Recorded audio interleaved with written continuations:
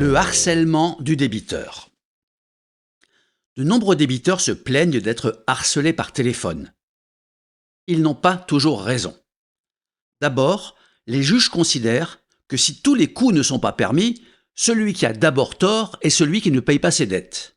Ensuite, si une personne a 20 dettes et que chacun de ses créanciers l'appelle une fois, elle se sentira harcelée, à tort.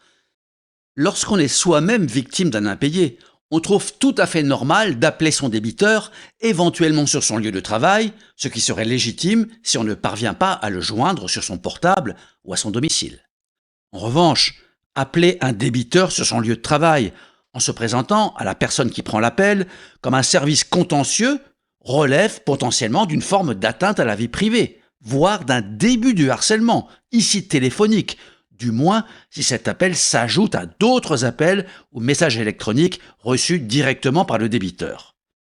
L'article 222-16 alinéa 1er du Code pénal dispose « Les appels téléphoniques malveillants réitérés, les envois réitérés de messages malveillants émis par la voie des communications électroniques ou les agressions sonores en vue de troubler la tranquillité d'autrui sont punis d'1 an d'emprisonnement et de 15 000 € d'amende. » Cet article n'a pas vocation à viser spécialement le créancier ou son mandataire, sauf dans des situations extrêmes et donc rares. On est plus dans l'hypothèse de certaines dettes de jeu ou d'un commerce illégal avec menaces qui vont bien au-delà du harcèlement.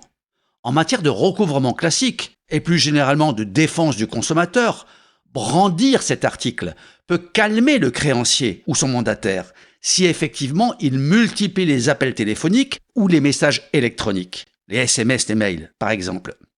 Le débiteur pourra en faire lecture à son interlocuteur et indiquer que la communication est enregistrée et qu'il déposera plainte. Dans la plupart des cas, l'appelant raccroche et ne rappelle pas. Bluff pour bluff. Notons que l'article 222-33-2-2 du Code pénal sanctionne le harcèlement en général. Là aussi, on peut penser que les services contentieux des grandes entreprises et organismes financiers ne se livrent pas à de telles pratiques. Mais il est vrai que dans le cadre d'une cession de créance, au demeurant parfaitement légale, la créance soit passée dans d'autres mains qui prennent parfois moins de gants pour faire payer le débiteur.